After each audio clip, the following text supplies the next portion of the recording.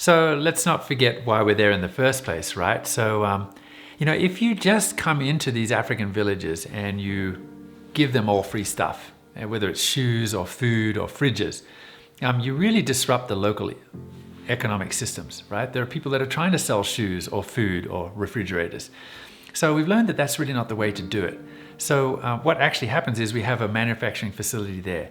We use local talent and business people. There's this amazing man called Napoleon, and he really sort of helped start this.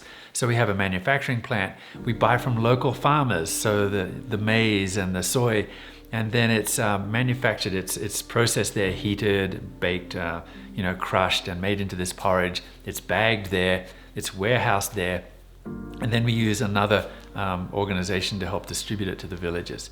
And when you go to those villages, you can see our fingerprints and the fingerprints of all of the generous people from around the world there.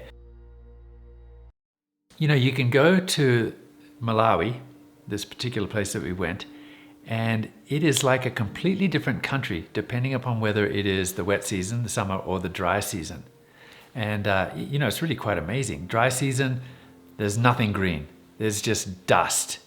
And it's amazing, the poverty. You drive past these houses that are made of these mud bricks, and many of them don't even have roofs, or they've completely fallen off, right? Because they're just thatched, but completely dry. Nothing there, nothing alive, just goats and people and dust. In the wet season, it's just insane. It's a completely different country. Everything is green, and the leaves are there, and the corn is 6 or 7 feet high, and it's just amazing how that country produces.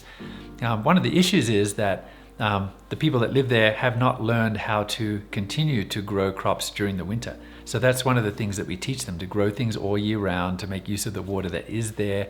And the villages that can do that then can sort of start to sell some of their excess and build up the wealth of the community and their village. So it's just amazing to see that.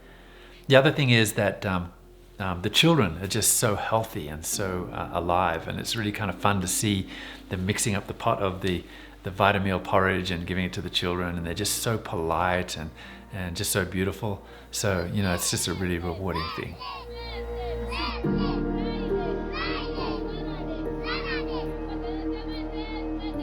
When you go to a place like this, you don't know anyone, right? And I certainly wasn't there when they began this project in Malawi, but one key player was Napoleon, who was, I believe, a village chief.